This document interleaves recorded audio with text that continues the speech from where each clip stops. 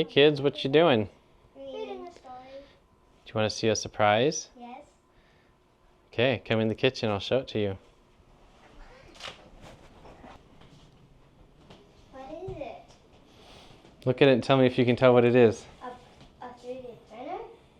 Maybe. Open it and see.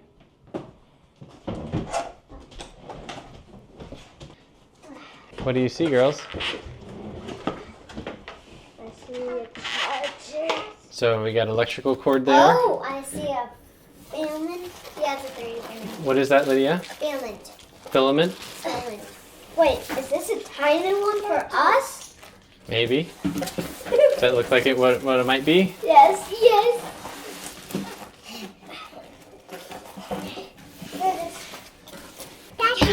What did you get, James? That's the power cord for it. Should we get some scissors? Yeah. You can see that this is their Entina2S printer. And this is meant for kids. And so it's a smaller 3D printer that is supposed to be really simple to use. So I'm going to be as uninvolved as I can be, and we'll see how well they do. Lucy, Annie. Lucy, Lucy. Lucy, Lucy,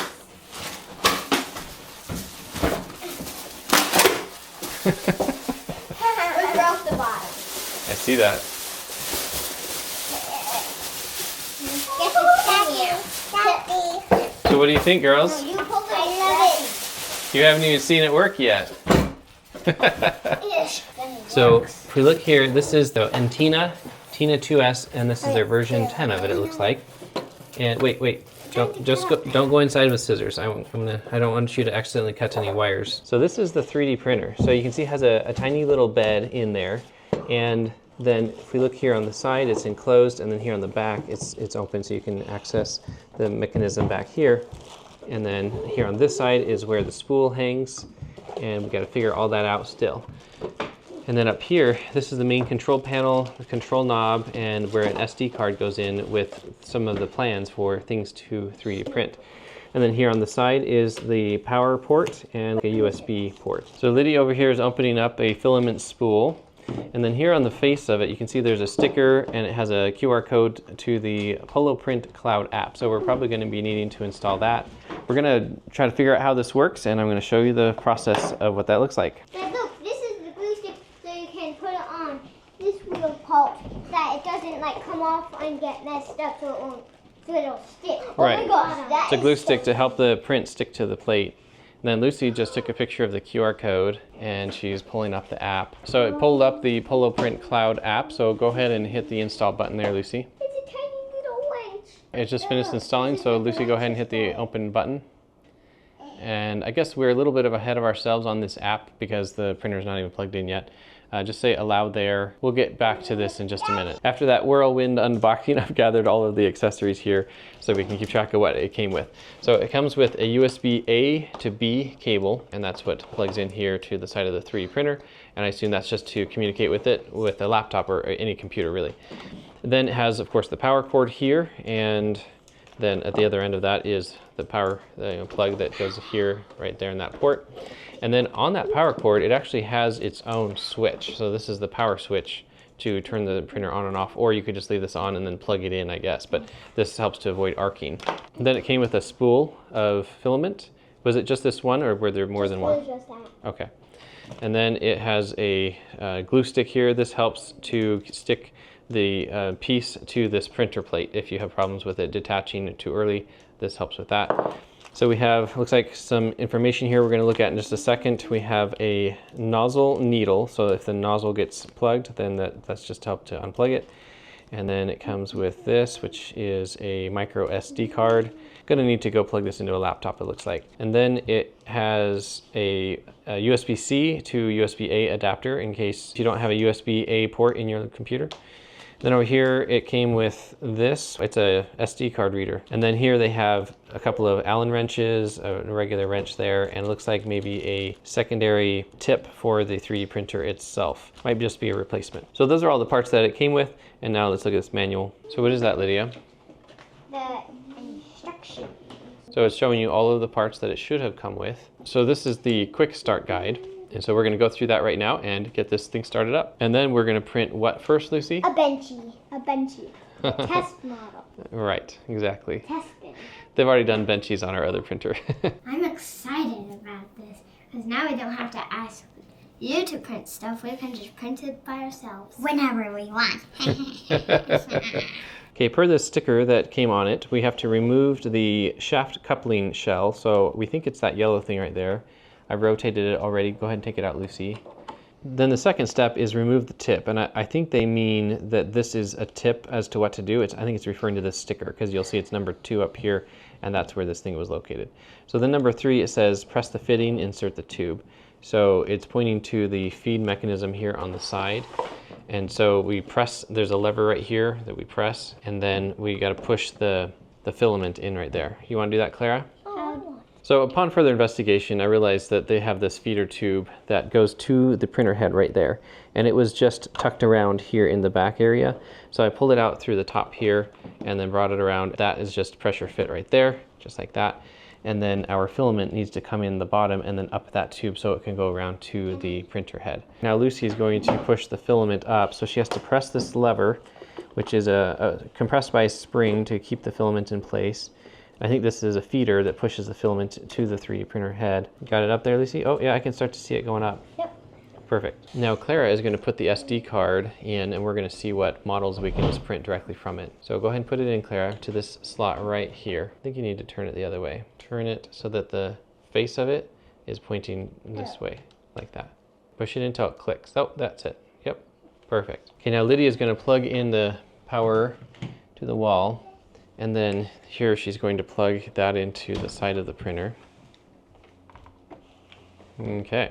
Wow. This isn't going to be the place we leave this printer long term, but you can see that it's on the short side. I don't know what that is, 5-6 feet, something like that. Lydia, do you want to turn it on? Yeah. Okay, turn the switch on, right here. What's Entina? I like The name of this company. Okay, so they're saying English. So this is the control knob. If we twist it, it goes around through the different options.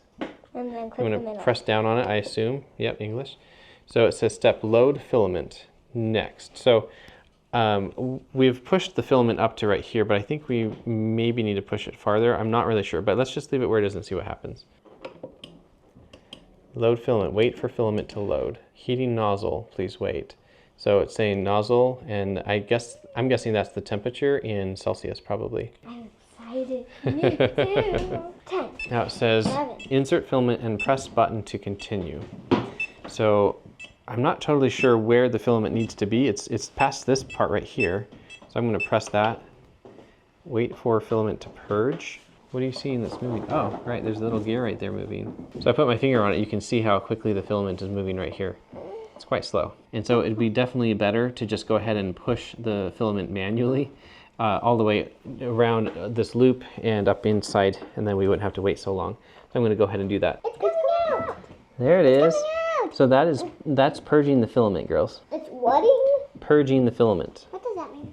It means it's testing out the filament, that it can come out the tip, and it's purging out in case you have a different color that's already in there and you want to have a pure color or something like that. So I'm not sure how long it needs to do that for. You can see here it just says wait for filament to purge. So it's doing a certain amount, I'm guessing, before it stops. Oh, actually you can see here that it is now done purging. It says continue. So yeah, go ahead and push the button. Now it says insert TF card, which I'm sure is this here. I'm not sure what TF stands for in this case, but go ahead and push the button, Lucy. And then print from TF, so yeah, push the button again. And now it's got a bunch of different plans on here that we can print. Ship. Clara, go ahead and twist that, or I guess push the button. No, can I take that out? Oh, yeah, go ahead and pull that out. Oh, a slinky. It's like a slinky. I wanted it. Now the next thing it's saying is to print versus quit and a few other things. If we scroll through this, it is specifying the density and the filament type, which I assume PLA is what we have, and it'll take 12 grams.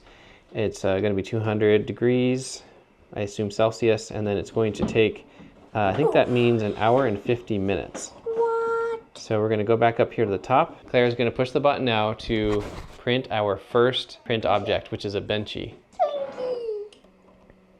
Wait, is that loose? I bet it's gonna do the bouncy thing. So what is it doing right now, girls? It's testing and seeing where the board is. Right, so with our Bambu Labs printer, it goes around the plate and taps the plate so that it knows where the plate is for sure, right? And in this case, I don't know much about this printer yet, but this orange tip right there, I think is an ultrasonic sensor, and it's moving that up and down and detecting exactly where the plate is so that it knows the plate is level and ready to print. It's showing the progress, the time it's going to take remaining, and so we're just going to sit back and let this do its thing. Like at this point, literally all we've done is unboxed it, taken off the packaging material, put in this SD card, turned it on, and told it to print the first thing that was on the list. So this is very simple to use up to this point, and we're going to continue to test it out and see how well this works. So I'll show you the results in a little bit. It's that test line that Dad's does. Yeah. Now it's doing it. Oh, look at that. Wait, what is it doing? It's printing. Remember what the boat looks like? The Benchie boat? Yeah. So it's printing the base of that boat. So now it's doing the foundation of the boat. So it's going back and forth, putting that first layer down. This one is also different because the other one, the nozzle moves around and the plate just stays still. Right. Yeah, ours, the nozzle moves in all directions except for up and down. So in this case, the plate is going forward and backward in one direction. The nozzle is going the other direction and up and down. Are you girls just going to sit here watching this the whole time? Now if our friends ask for any 3D printed things, we can 3D print it ourselves. This is instead true. of asking you.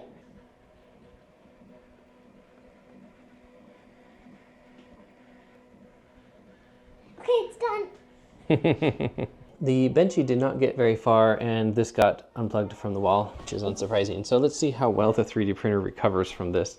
I have added an extension cord right here so that we don't have it going across the walkway. So I'm going to plug this back in. The switch never got turned off, so now this is powering back up. And we might have to start back over, I'm not sure. The 3D printer has not resumed printing on its own, and I went through the menus and I found that there's this option called Power Loss probably Recovery, and it shows as off. I'm not sure why that's off by default, but I've now turned it on, so hopefully for next time, when it loses power, it'll just resume. In any case, now that that failed, I'm just going to restart it. It just finished. Okay, who wants to get it off of the plate? Okay, go ahead, Lydia.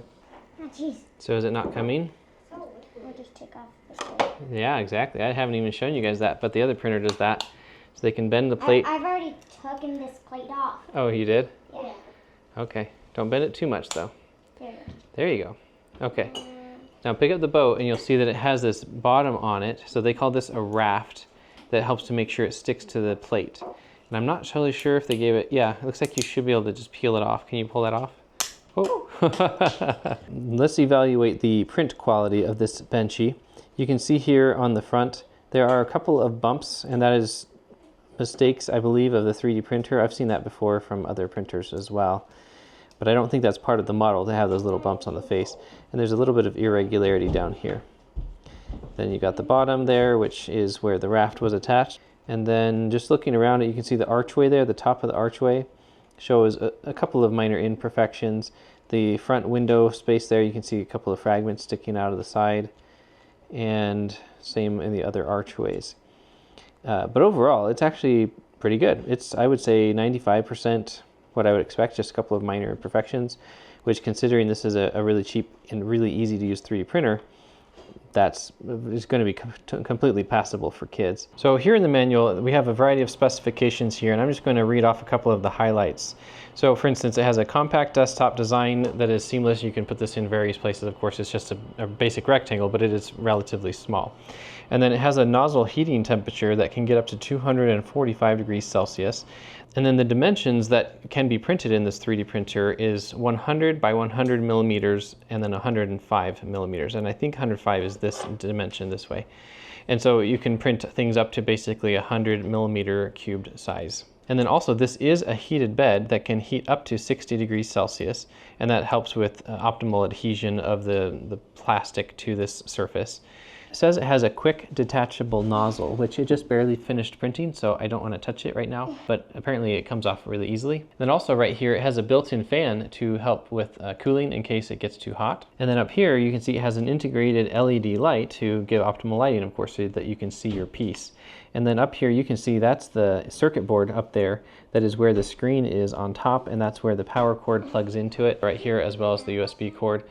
I mean, I feel like this location is a little bit on the awkward side. It'd be kind of nice if it was elsewhere, but the reality is that that's where the circuit board is, so it makes sense that's where the power needs to go to. And then here in the specifications in the manual more, it says it has a 9-point auto bed leveling, which is what we observed. And I believe that that is that orange piece right there that is checking the bed level, and we definitely saw it going to 9 points around the bed. And then it can handle filament types of either PLA, PLA+, TPU, or PETG, and then the filament diameter needs to be 1.75 millimeters. The printer weighs 6.6 pounds or 3 kilograms, and the nozzle diameter is 0.4 millimeters. And then lastly, it has Wi-Fi connectivity, which you can see right here, the icon for it has an X on it because we haven't connected it to that yet. So I'm going to do that now. So here in the manual, it has instructions on how to connect it to Wi-Fi, and you can see it's using the Poloprint app.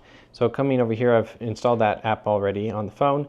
So we're going to continue with that process. You have to create an account for this. So if you don't want to create an account, then you'll have to not use this functionality, unfortunately. Here at the beginning of the app, you say what you bought. So Entina2S, and then it has a tutorial. As a part of the app setup, you have to agree that they are going to be able to know where you are, and then allow it to find you local devices. So we're going to say configure Wi-Fi network, and then scan the QR code on the printer screen and automatically search and connect it to the printer. So then if we come up here on top, we tap the scroll wheel and we go down to Wi-Fi network and then Wi-Fi QR code. And it says right here, scan the QR code. So we do that, tell it next. Okay, we've already done all that. All right, so now we have the camera, there we go. That's scanned, scanning for Wi-Fi hotspots. Then you tap on your Wi-Fi network and give it your password, and then hit connect button, and hopefully that works. All right, so it's successfully connected to the Wi-Fi network. Here, just in general, in the mobile app, you can see that this is the home screen, and they have collections and recommended and beginner toys. So different categories of quick designs in here that you can search for and find and then send to the printer, which we'll test that in just a second. But down here they have creativity, so it looks like they have different categories down here of things you can search for. So let's say we go into the road sign as an example, and we can type in the font that we want and the content of the words, and then it will custom make this sign with the words that we put on it. So that's fun. And then we have community over here. They have the academy down here, products, and the community video tutorials. And then here is the device, so that's where we went to configure the Wi-Fi network. And then here at the end where it says me is just information where we apparently can have a model library in here and various tasks and messages and settings relating to our device. We had to register the device in here by scanning the Wi-Fi QR code. We were then able to add in the serial number of our device, and now it lists here as local online. And so let's go try printing something to it. So let's try this plane right here. I'm going to tap that, say print. And so it has online printer, PLA, normal, and then I'll say start. So it says that the data has been sent to the printer, and let's see if it starts printing. It did say downloading briefly, and I didn't quite catch it, so it really downloaded quite quickly. And now the printer is moving around, doing its leveling, and you can see that orange tip right there. That is where it's going in a grid of 9 points around the bed, making sure that it is level. And then it will proceed with the print. It takes it a couple of minutes to get up to temperature, and you can see right here it shows 40 degrees Celsius for the bed heating, and then over here it says its target is 215 degrees Celsius for the printer head or the nozzle, and now it's 210, so it's just barely getting there, and then it will start printing here momentarily. And now that it got up to temperature, it just has begun to print, and there it goes. And while it continues to print that, I wanted to point out something here. So back in the app, I can go to online devices and tap on the Tina app, and it shows that there are 2 control modes, the local network only or going through the cloud. In our case, we're going to be just using it at home, so I'm going to choose the local control mode for the local network. And now through the app, I can see the details of the print, how much farther it has to go, how much more percentage, the nozzle temperature, bed temperature, the elapsed time, as well as the remaining time. So that's really nice to be able to see all that information, and we can walk away from the printer and see on our phones the status of the print. And then if we go over here to control, we can specifically move the axis of the bed or the print nozzle around. We can also see the temperatures here, and then it has other features like loading the filament or unloading the filament. In case you want to change colors, right? And then we can go to File, and we can see all of the print plans that it came with, and we could choose these and print them directly from here as well. And then we can go to Info, and we can see information about the printer, specifically the firmware information would be helpful, and you can come here and update the firmware. Is it done, James? Yes. Okay, let's see it. Okay, so this is the Stealth Fighter. The bottom of it is kind of a mess, but the top looks fine, so I'm not really sure how intentional that was.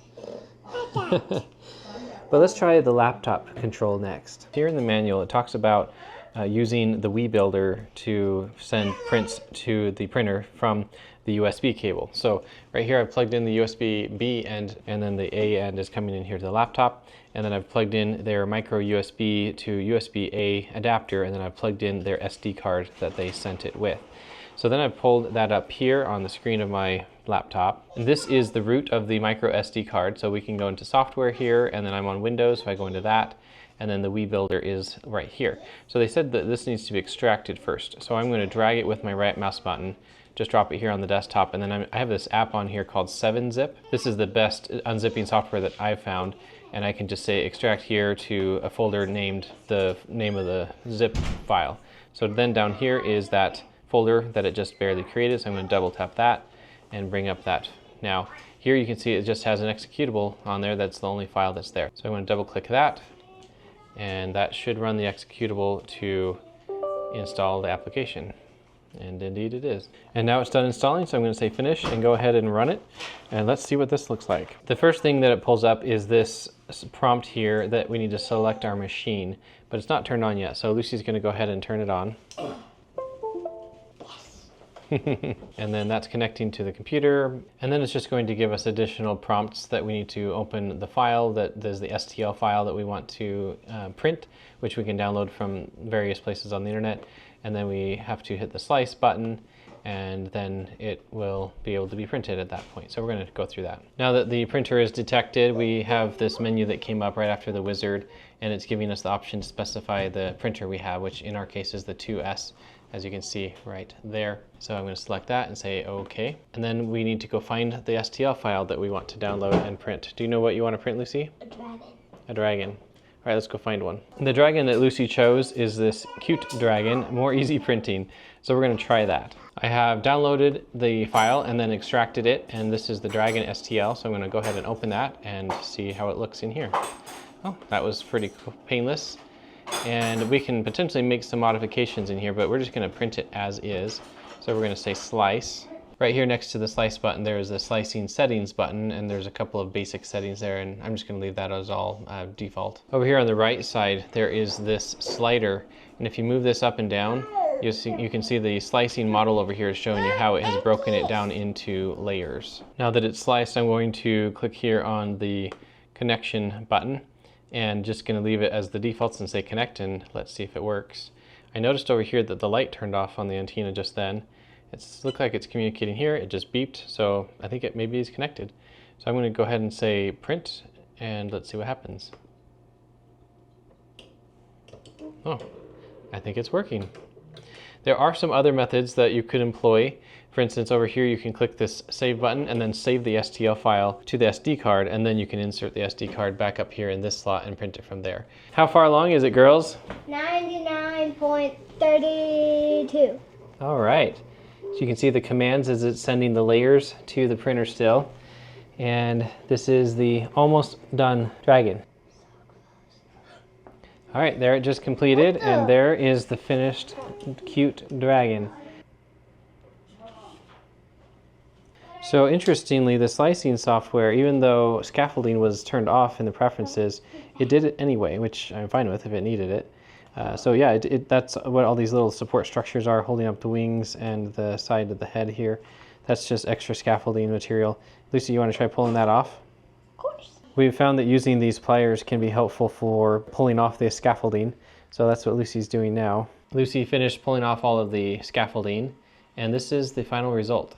I'm quite pleased with it. I can tell that it has slightly lower resolution than the Bambu Labs P1S that we have, but for the price point, and being that this is a kid's 3D printer, it's actually really high fidelity. I don't care at all. Yeah, you don't care at all. This is me scrutinizing it, and she's totally happy with it. And I noticed as it was printing, it is hollow, the way that they printed this internally, so that's using less filament, which is good, the way the slicer worked.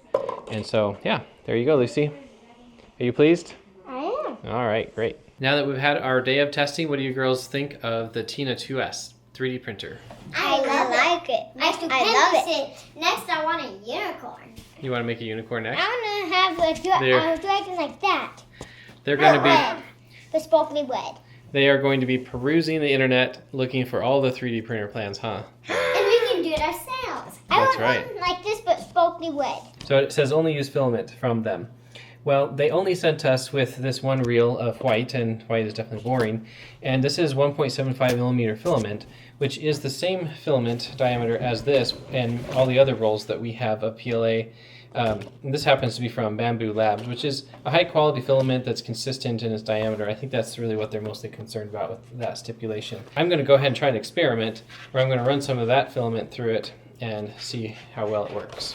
I just hit the unload filament start button right there in the app, and then up here it says that it's heating the nozzle because it needs to get the plastic pliable so that it can then retract the filament out of the nozzle, which is right there. I have finished loading up a different roll of filament here, and as you can see, this is once again from Bambu Labs, so it's a big roll and it doesn't fit on this little tray here. So I've just parked that, and I'm just going to see if it just pulls from here and just unrolls like that.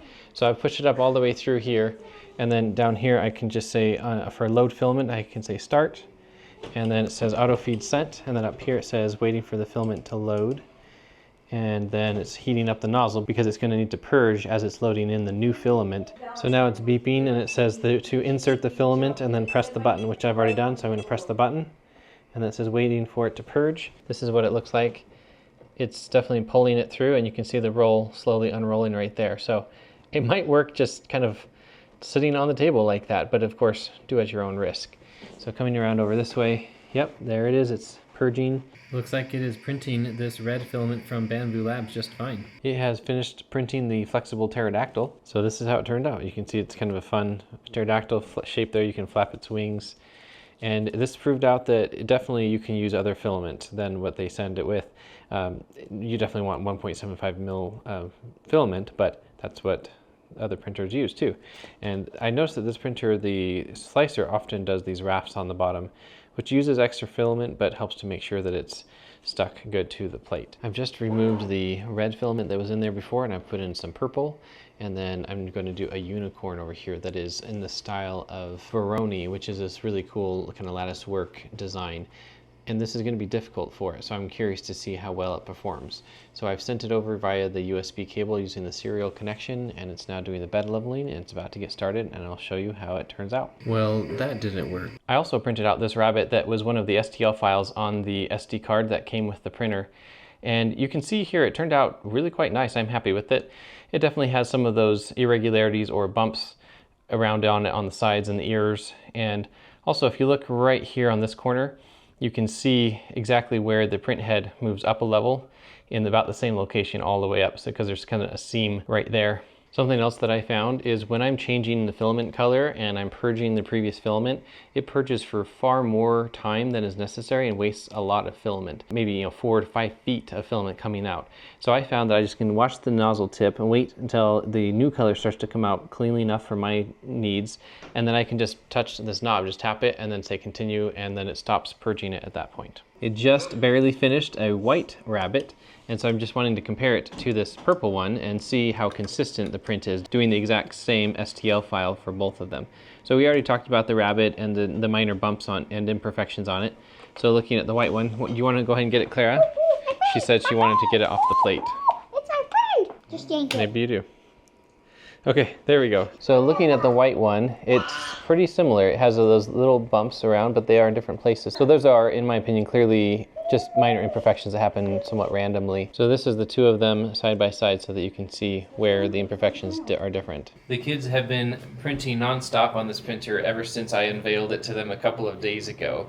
And you can see here in this row, these are all the things that they have printed now. Not in any specific order. This is the B-2 bomber. I don't know, that's kind of weird, it kind of messed up. And then these over here, the rabbits and the hand. And I mean, I've already scrutinized some of these, and generally the prints do come out fine, although the unicorn just completely failed. But that's a really complicated one that fails for the Bambu Labs P1S as well that we have. So now that we've had this for a couple of days and you've been using it, what are your thoughts? I want each of you to tell me a thing you like about it and a thing you don't like about it. And let's start with Lucy. What I don't like about it is that it messes up a lot. And How much is a lot? well, it kind of messed up on that one. Right. The B2 bomber thing. Right. And it's been having some bumps on the other ones, like. Oh yeah, it's not as refined of a print as the Bambu Labs P1S, is it? Yeah, it's not.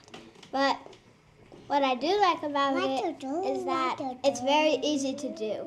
Mm-hmm. Yes, I agree. All right, Lydia, let's go to you next. The thing I don't like about it is it takes kind of long sometimes. Mm-hmm. And what I like about it is I don't know what I like about it. But you like that it can make you fun toys, right? Yeah. Is that what you like about it? Mhm. Now, Claire, it's your turn.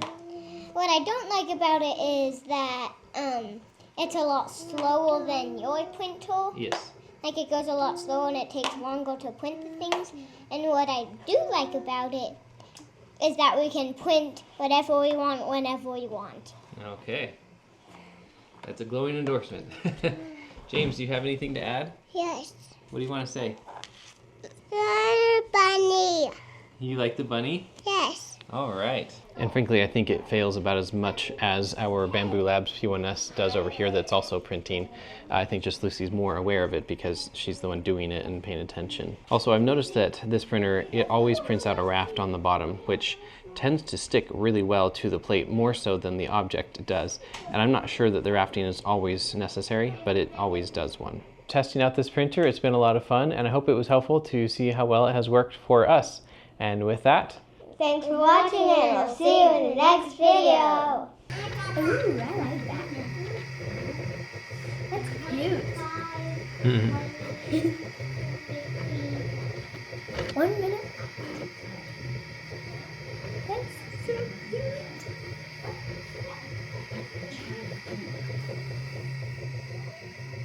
It's so cute. Claire's gonna love it. I'm gonna show it to her though. She will not see it by herself.